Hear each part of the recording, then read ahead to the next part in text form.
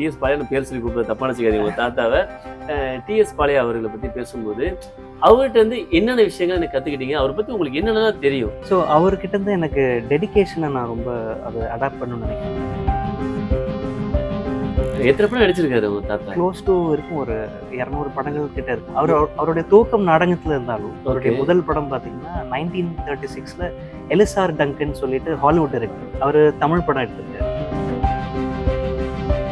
Junior Palya அப்படின்னு ஏன் அந்த பேர் வந்துச்சு? தாத்தா தான் ஆக்சுவலாக அந்த பேர் வைக்கணும்னு ஆசைப்பட்டார். ஏன்னா அவருடைய மறைவுக்கு அப்புறம் கூட திரையுலகத்தில் அவருடைய பேர் வைக்கணும்னு சொல்றாரு. கலை குடும்பம் வந்து எத்தனை வருஷமா தமிழ் சினிமால இருக்குன்னு நினைக்கிறீங்க? கிட்டத்தட்ட ஒரு 100 வருஷம் வந்துருக்குன்னு வச்சுங்களேன். அப்பா எப்பவுமே சொல்றது, ஸ்டார்ட் கேமரா ஆக்ஷன் சொல்லும் போது நீ தான் நடிக்கணும், தாத்தாவோ நானும் வந்து நடிக்க போறது. ஸோ பட் ஜென்ரலி அவங்க எதிர்பார்க்கறது எப்படின்னா, ஆப்வியஸாக இவங்க பேரன் திரு எம்ஜிஆர் அவர்களை பற்றி அப்பா நிறைய வாட்டி சொல்லியிருக்காரு. ஏன்னா அவர் வந்து தாத்தாக்கு வந்து ஒரு தம்பி மாதிரி. ஸோ அவர் கட்சி தொடங்கின டைமில் அப்பாவுக்குமே ஒரு வாய்ப்பு கிடச்சிது அதில் ஒர்க் பண்ணுறதுக்கு. பட் ஆனால் அப்பா வந்து ரொம்ப சின்ன பையனாக இருக்கனால பயந்துட்டார். ஏன்னா அது மட்டும் இல்லை, அவர் கலைஞர் ஐயா அவங்களோட படத்துலையும் நடிச்சிட்டு இருந்தார். நீங்க வந்து ஏடிஎம்கேவா, டிஎம்கேவா, டிவிகேவா? யாருக்கு ஓட்டு போடுறது மட்டும்தான். அது யாருக்கு ஓட்டு போட போறீங்க? எல்லாருக்கும் வணக்கம். நான் தான் பாண்டி கமல். இன்னைக்கு திரைமொழி யூடியூப் சேனல் வாயிலாக இன்னைக்கு நமக்கு எல்லாம் பிடித்தமான ஒரு நடிகர் கூட ஒரு சூப்பரான உரையாடலுக்கு ரெடி ஆகிட்டு இருக்கோம். இவரை பற்றி சொல்லணும் அப்படின்னா, நம்ம தமிழ் சினிமாவில் ரொம்ப முக்கியமான ஒரு நடிகர் டிஎஸ் பாளையா. அவருடைய பேருன்னு சொல்றதா, இல்லை ஜூனியர் பாளையா அவருடைய மகன் சொல்றதா, இல்லை தனக்கான முத்திரையே தானே பதிச்சுக்கிறேன் அப்படின்னு இன்னைக்கு போராடிட்டு இருக்க ஒரு சூப்பரான குணச்சித்திர நடிகர் மட்டும் இல்லாமல் நல்ல ஒரு மனிதர்னு சொல்றதா? எஸ், இன்னைக்கு நம்ம யார் கூட பேச போறோம் அப்படின்னா, ரோஹித் ரகு பாளையா அவரோட தான் இன்னைக்கு பேச போறோம். வணக்கம் தம்பி, எப்படி இருக்கீங்க? நல்லா இருக்கேன். சூப்பர். பார்த்தா அப்படியே பாலிவுட்ல இருந்து ஃப்ளைட் விட்டு இறங்கி நேரா வந்து கூப்பிட்டு வந்த மாதிரி ஒரு செம்ம ஸ்டைலிஷான பையனா இருக்கீங்க. எப்படி இருக்கீங்க? ஃபர்ஸ்ட் ஆஃப் ஆல் நல்லா இருக்கேன். நீங்க எப்படி இருக்கீங்க? நல்லா சூப்பரா. நாள் கழிச்சு பாக்குறோம். ரொம்ப நாள் கழிச்சு பாக்குறோம். முதல் கேள்வியே நான் கேட்கணும் என்ன ஆசைப்பட்டேன் அப்படின்னா, டிஎஸ் பாளையா, ஜூனியர் பாளையா, ரோஹித் ரகு பாளையா, என்ன வித்தியாசம் நினைக்கிறீங்க 3 பேர்த்துக்கு? 3 பேருக்குள்ள வித்தியாசம் வந்து பாத்தீங்கன்னா, அவங்களுடைய சாதனைகளும் அனுபவங்களும் தான். ஏன்னா 3 காலகட்ட நடிகர்கள். ஸோ தாத்தாவை பத்தி எல்லாருக்கும் தெரிஞ்சிருக்கும், அப்பாவை பத்தியும் தெரிஞ்சிருக்கும். ஓகே. நான் வந்து ஒரு போராடி கொண்டிருக்கும் ஒரு கலைஞன். போராடுற கலைஞனை தாண்டி ஒரு நல்ல மனுஷன். நான் சீரியஸ்லி நான் பார்த்த நடிகர்கள்ல ஒரு நல்ல மனிதன் அமைகிறது ரொம்ப கஷ்டம். நல்ல சிறப்பான நடிகர் வரை எந்த கேரக்டர் கொடுத்தாலும் நல்லா சூப்பராக நடிக்கிற ஒரு மனுஷன். அண்ட் இந்த டிஎஸ் பாளையா அப்படிங்கும்போது, டிஎஸ் பாளையான்னு பேர் சொல்லி கூப்பிட தப்பான வச்சுக்காதீங்க. உங்க தாத்தாவை டிஎஸ் பாளையா அவர்களை பத்தி பேசும்போது அவர்கிட்ட இருந்து என்னென்ன விஷயங்கள் எனக்கு கத்துக்கிட்டீங்க, அவரை பத்தி உங்களுக்கு என்னென்னலாம் தெரியும்? ஸோ அவர்கிட்ட இருந்து எனக்கு டெடிகேஷனை நான் ரொம்ப அதை அடாப்ட் பண்ணணும்னு நினைக்கிறேன். அவரை நான் நேரில் பார்த்ததில்ல. படங்கள்ல எப்படி எல்லாரும் மாதிரியும் நானும் படங்கள்ல தான் பார்த்துருக்கேன். எத்தனை படம் நடிச்சிருக்காரு உங்க தாத்தா? க்ளோஸ் டு இருக்கும் ஒரு 200 படங்கள் கிட்ட இருக்கும். அவருடைய தூக்கம் நாடகத்துல இருந்தாலும் அவருடைய முதல் படம் பார்த்தீங்கன்னா 1936ல எலிசார் டங்கன் சொல்லிட்டு ஹாலிவுட் டைரக்டர். அவர் தமிழ் படம் எடுத்திருக்காரு. ஸோ அதுதான் அவருடைய ஃபர்ஸ்ட் படம். 1936 இந்தியா சுதந்திரத்தை வாங்கிறதுக்கு முன்னாடி. ஆமா, ஃபர்ஸ்ட் ஃபிலிம் அதான். அது தாத்தாக்கு மட்டும் இல்ல, திரு எம்ஜிஆர் அவர்களுக்கும் அதான் முதல் படம். என்ன படம் பேர் சொல்லுங்க? சதி லீலாவதி. பழைய Sathi Leelavathi. Yes yes yes 1936. MGR கூட நடிச்ச முதல் 2 பேருக்கும் முதல் இன்ட்ரோடக்ஷன். சொல்லப்போது அப்படியே கூஸ் பம்ப்ஸ் ஆகுது. சூப்பர். ஓகே. அந்த படம் பாத்திருக்கீங்களா நீங்க? அந்த படம் சிடி இருக்கு, நான் பாத்திருக்கேன். சிடி கேசட், அந்த மூலமா சிடி கன்வெர்ட் ஆகி எப்படி இருக்கு அந்த படம் பார்க்கும்போதுலாம்? அதை நீங்க அடையாளமே கண்டுபிடிக்க முடியாது. தாத்தாவும் சரி, மக்கள் திலகமும் கண்டுபிடிக்க முடியாது. ஏன்னா வந்து 2 பேரும் ரொம்ப சின்ன வயசு. 1936 அவங்களே ரொம்ப சின்ன வயசு. நல்லா இருக்கும். நல்ல மேக்கிங்ஸ் தான் ஆக்சுவலி நிறைய இருக்கு, யூடியூப்லயும் சரி. அந்த மாதிரி மேக்கிங்லாம் இருக்கு, அந்த படம் மேக்கிங் வீடியோஸ் இருக்கு. அப்பா நினைச்சு பார்த்துருப்பாங்களா? மக்கள் திலகமும் இவ்வளவு பெரிய நடிகராக வருவாரு, தமிழ்நாடு சிஎம் வருவாரு, மக்கள் மத்தியில் இப்படி நீங்க இடம் பிடிப்பாரு, அவரும் எதிர்பார்த்திருப்பாருன்னு தெரியல. உங்க தாத்தா என்ன நினைச்சிருப்பாரு நினைக்கிறீங்க அந்த டைம்ல? 200 படம் பண்ணியிருப்பாரு. அந்த படங்கள்லாம் பார்க்கும்போது என்ன சொல்ல வந்திருந்தாரு தமிழ் மக்களுக்கு, தமிழ் சினிமாவுக்கு? இல்ல, ஒரு எல்லா கலைஞர்களுக்கும் இருக்கிற ஒரு விஷயம் தான், ஒரு போராட்டம் தான். அந்த முதல் படங்கிறது ஒரு எஸ்டாப்ளிஷ்மெண்ட், எல்லாருக்கும் அவங்கள தெரியணும்னு ஆசைப்படுற ஒரு மனநிலையா தான் இருந்திருக்கும் நான் நினைக்கிறேன். ஓகே. அதுக்கப்புறம் உங்க அப்பாவை பத்தி சொல்லணும். ஜூனியர் பாளையா அப்படின்னு ஏன் அந்த பேர் வந்துச்சு? அந்த பேரு அவருடைய பத்தி விஷயங்களை சொல்லுங்க. தாத்தா தான் ஆக்சுவலாக அந்த பேர் வைக்கணும்னு ஆசைப்பட்டார். ஏன்னா அவருடைய மறைவுக்கு அப்புறம் கூட திரையுலகத்தில் அவருடைய பேர் இருக்கணும்னு சொல்றதுக்காக தாத்தா வச்ச பேர் தான் அந்த ஜூனியர் பாலையான்னு சொல்லிட்டு. ஓகே. அப்பா கூட பார்த்தீங்கன்னா க்ளோஸ் டு 200 ஃபிலிம்ஸ் மேலே பண்ணியிருக்காரு. அது வந்து அவரும் ஸ்டார்ட் பண்ணது 1972ல தங்குதுரைன்னு ஒரு படத்தில் அவர் நடிச்சிருக்காரு. சைல்டு ஆர்டிஸ்டாக ஒரு ஒரு 15-16 இயர்ஸில் பண்ணியிருக்காரு. ஓகே. காசிலிங்கம் சார் தான் டைரக்ஷன் அதுக்கு. ஓகே. ஸோ அவருடைய தூக்கம் அங்கே ஆரம்பிச்சிச்சு. அங்கேருந்து அப்புறம் நாடகங்கள்லையும் பண்ணியிருக்காரு. டெலிவிஷன் சீரியஸ் டிவி சீரியல்ஸ்லையும் பண்ணியிருக்காரு. அண்ட் நிறைய படங்கள் நீங்கள் பார்த்துருப்பீங்க. அதுலேயும் நிறைய பண்ணியிருக்காரு. சூப்பர். அடுத்து வந்து ரோஹித் ரகு பாலையா உங்களை பத்தி சொல்லுங்க. அப்பா எதுவும் சொன்னாரா ஜூனியர் பாலையாக்கு அப்புறமா ஜூனியர் பாலையா அப்படின்னு பேர் எதுவும் வச்சுக்கப்பா அப்படின்னு சொன்னாரா? இல்ல அவருக்கு என்னன்னா அவருக்கு தாத்தாவோட பேர் அதுல இருக்கணும்னு ஆசைப்பட்டாரு. நான் ரோஹித் தான் வச்சிருந்தேன். ஸோ அவருக்கு பாலையாங்கிற பேர் இருக்கணும்னு ஆசைப்பட்டேன். ரகுங்கிறது அவருடைய லைக் ஒரிஜினல் நேம் மாதிரி. ஸோ எனக்கு வந்துட்டு தாத்தாக்கும் எனக்குமான பிரிட்ஜிங்கே அப்பா தான். ஸோ அவர் இன்னும் முக்கியங்கிறதுனால அவருடைய பேர் இருக்கணும், அதுதான் நியாயம் அப்படின்னு பட்டுச்சு. சரி சரி. அப்பாவை ரொம்ப பிடிக்குங்கிறதுனால அவருடைய பேரும் நான் அதில் சேர்த்துட்டு ரோஹித் ரகு பாலையா. அப்போ உங்க குடும்பம், இந்த கலை குடும்பம் வந்து எத்தனை வருஷமா தமிழ் சினிமால இருக்குன்னு நினைக்கிறீங்க? அப்ப தாத்தா தான் 1938 36 டு இன்னைக்கு 2025 டிசம்பர்ல எடுத்துட்டு இருக்கோம். எத்தனை வருஷம்? அதுவே கிட்டத்தட்ட ஒரு 100 வருஷம் வந்துருக்குன்னு வச்சுங்களேன். அவருடைய எக்ஸ்பீரியன்ஸும் சரி, அப்பாவோட எக்ஸ்பீரியன்ஸும் சரி, இப்போ நானும் சின்ன சின்னதாக பண்ணிட்டு இருக்கேன். க்ளோஸ் டு 90 இயர்ஸ் மேலே இருக்கும். எனக்கு சொல்லும் போது ஒரு மாதிரி இருக்கு. எப்பா 100 வருஷம் தமிழ் சினிமா ஒரு குடும்பத்துல இருந்து ஒரு பையன் நான் பேசிட்டு இருக்கும்போது ரொம்ப ரொம்ப சந்தோஷமா இருக்கு. என்ன பொறுப்பு இருக்குன்னு நினைக்கிறீங்க நீங்க 100 வருஷம் தமிழ் சினிமால? ரொம்ப பெரிய விஷயமே. ஸோ அவங்க எல்லாம் வந்து பெருசா சாதிச்சுட்டாங்க. ஸோ எனக்கு வரும்போது அது வந்து ஒரு கடமை இருக்கும். எப்படின்னா நம்ம என்ன பண்றோங்கிறது ஒரு பெரிய பேகேஜ் மாதிரி. ஓகே. ஸோ இப்போ நம்ம அது நல்லா பண்றோமா இல்ல புதுசா வந்திருக்குமாங்கிறது கூட விஷயம் இல்லை. நம்ம என்ன சுமந்துட்டு இருக்கோங்கிறத எல்லாரும் பார்ப்பாங்க. இது சுமையா தெரியுதா இல்லைன்னா ஒரு ப்ரௌடா தெரியுதா? இல்ல அது என்னைக்குமே நான் ரொம்ப அதை ஒரு பெருமையா தான் நான் கருதுவேன். நான் ஐம் பிளஸ்ட். அது கடவுளுக்கு நான் நன்றி சொல்றேன். பட் ஆனா அதுக்கு 2 பக்கம் இருக்கு. ஒண்ணு வந்துட்டு பெரிய பெரிய டைரக்டர்ஸ்லாம் பார்க்கும்போது என்கிட்ட நல்லா பேசியிருக்காங்க. தாத்தா பேர் சொல்லும்போது ரொம்ப மரியாதை பேசியிருக்காங்க. ஆனா அதே பாத்தீங்கன்னா ஒரு வாய்ப்பு தேடி போகும்போது அது அந்த மாதிரி இல்லை. நம்ம நல்லா பேசுறது ஒண்ணு இருக்கு, வாய்ப்புன்னு இருக்கு. அப்பா எப்பவுமே சொல்றது ஸ்டார்ட் கேமரா ஆக்ஷன் சொல்லும் போது நீ தான் நடிக்கணும், தாத்தாவோ நானோ வந்து நடிக்க போறது இல்லை. ஸோ பட் ஜென்ரலி அவங்க எதிர்பார்க்கறது எப்படின்னா ஆப்வியஸா இவங்க பேரன் இவங்க பையங்கிறனால சூப்பரா பண்ணுவான் அப்படின்னு தான் எதிர்பார்ப்பாங்க. பட் நானுமே இப்பதான் கத்துக்கிட்டு வரேன். கொஞ்சம் கொஞ்சமா படங்களும் பண்ணியிருக்கேன், இப்போ சீரியலும் பண்ணிட்டு என்னுடைய அனுபவங்கள் வச்சுதான் நான் ஒரு நல்ல கலைஞனா ஆக முடியும் நான் நம்புறேன். இதே நேரத்துல இந்த மாதிரி சந்தர்ப்பத்துல நீங்க சொன்னீங்க இந்த பெரிய பெரிய டைரக்டர்ஸ்லாம் வந்து தாத்தா பேர்லாம் சொல்லும் போது ப்ரௌடா நினைச்சிருக்கேன் அப்படின்னு. என்னைக்காவது வந்து இன்னைக்கு இருக்க டைரக்டர்ஸ் யாராவது வந்து சார் நான் வந்து டிஎஸ் பாலையாவோட பேரன் இல்லைன்னா ஜூனியர் பாலையாவோட பையன் அப்படி சொல்லும்போது அப்படி அவர் யாரு அப்படி யாராச்சும் கேட்டு எடுத்திருக்காங்களா, கஷ்டப்படுத்திருக்காங்களா?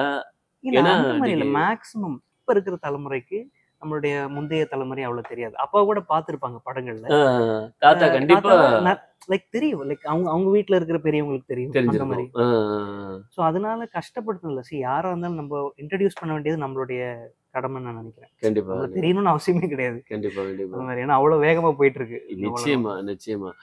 சோ வந்து என்ன ஆகணும் ஆசை உங்களுக்கு? எனக்கு ஒரு நல்ல ஒரு சஸ்டைனபிள் ஆக்டர். ஓகே. ஒரு எந்த கேரக்டர் கொடுத்தாலும் அதுல நம்மளுடைய பதிவு, நான் ஒரு நல்ல ஆழமான ஒரு கதாபாத்திரத்தை நல்ல எக்ஸிக்யூட் பண்ணக்கூடிய ஒரு டைரக்டர்ஸ் ஆக்டரா மாறணும். ஓகே. அதுக்குதான் முயற்சி பண்ணிட்டு இருக்கேன். நிச்சயம் இந்த கொஸ்டின் கண்டிப்பா கேட்டாகணும். என்னைக்காச்சும் வீட்டுல அப்பா பேசிக்கிட்டு இருப்பாங்களே எம்ஜிஆர் சாரை பத்தி இல்ல சிவாஜி சாரை பத்தி? ஏன்னா அவங்களோட நிறைய லெஜெண்ட்ஸ் கூட நடிச்சிருப்பாங்க. நடிச்சிருக்காரு ஆக்சுவலி. கண்டிப்பா தெரியும், அதனால கேக்குறேன். ஏதாச்சும் மறக்க முடியாது அப்பா சொன்ன விஷயத்துல இந்த விஷயத்த நான் ஷேர் பண்ண ஆசைப்படுறேன் அப்படின்னு ஏதாச்சும் விஷயம் இருக்கா? இதுவரை யாருக்கும் தெரியாத விஷயம் ஏதாச்சும்? திரு எம்ஜிஆர் அவர்களை பத்தி அப்பா நிறைய வாட்டி சொல்லியிருக்காரு. ஏன்னா அவர் வந்து தாத்தாக்கு வந்து ஒரு தம்பி மாதிரி. ஸோ அவர் கட்சி தொடங்கின டைம்ல அப்பாக்குமே ஒரு வாய்ப்பு கிடைச்சது அதுல ஒர்க் பண்றதுக்கு. பட் ஆனா அப்பா வந்து ரொம்ப சின்ன பையனா இருக்கனால பயந்துட்டாரு. ஏன்னா அது மட்டும் இல்ல அவரு கலைஞர் ஐயா அவங்களோட படத்துலயும் நடிச்சிட்டு இருந்தாரு. ஸோ அதனால சுமூகமா போகணும் அப்படின்னு 2 பேருமே 2 chief ministers ex chief ministers வந்து அப்பா லைக் ஃபேமிலியா நல்லாவே தெரியும்.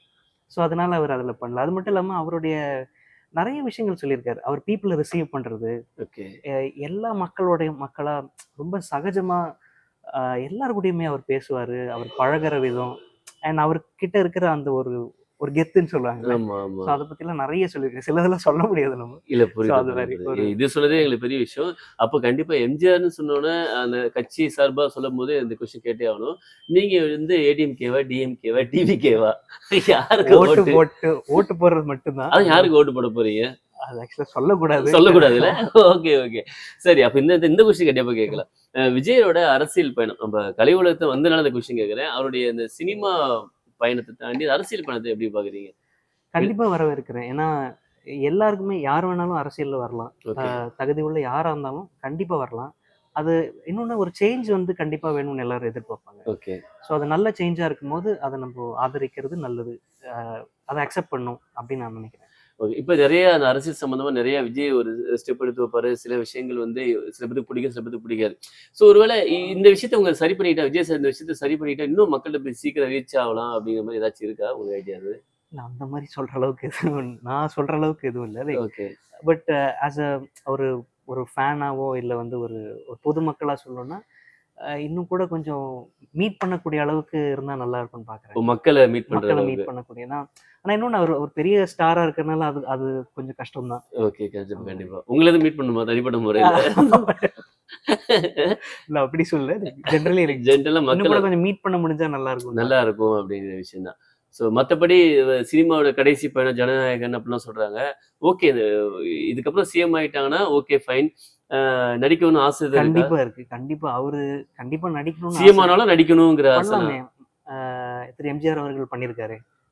ஸோ அந்த மாரி பண்ணலாமே. தப்பு இல்லையே. ஓ! நம்ம சிஎம் ஆனாலும் நடிச்சுட்டே இருங்க சார். பண்ணலாம். இல்ல 2மே பண்ணலாம். லைக் 2மே அந்த பண்ணலாம். மாரி சொல்ல வரேன். ஒரு 2 மாசம் கேப் லீவ் போட்டு வந்து நடிங்க அப்படின்னு. விஜய் சார் பாருங்க ரோஹித் அவர்களே சொல்றாரு. பாலையா அவரு சாரோட பேரன் அண்ட் ஜூனியர் பாலையா சாரோட பையனே சொல்லியிருக்காரு. இதெல்லாம் கண்டிப்பா பார்ப்பாங்க. பார்த்தாங்கன்னா எந்த அளவுக்கு ஆக்சுவலா நம்மளே இந்த அளவுக்கு ஆர்வமா இருக்கும்போது குழந்தைங்கலாம் வாய்ப்பே கண்டிப்பா, கிடையாது. கண்டிப்பா. ஆ ஏன்னா அவருக்கு அங்கிள் கடைசி படம்னு சொல்றது அது நம்மளால ஏத்துக்க ஏத்துக்க முடியாது. முடியல, ஏத்துக்க முடியல. இன்னைக்கு வர எல்லாம் பிளாஸ்ட் பிளாஸ்ட்ன்னு இருக்காங்க. சூப்பர். அண்ட் அடுத்து உங்க கருத்துக்கு வரும்.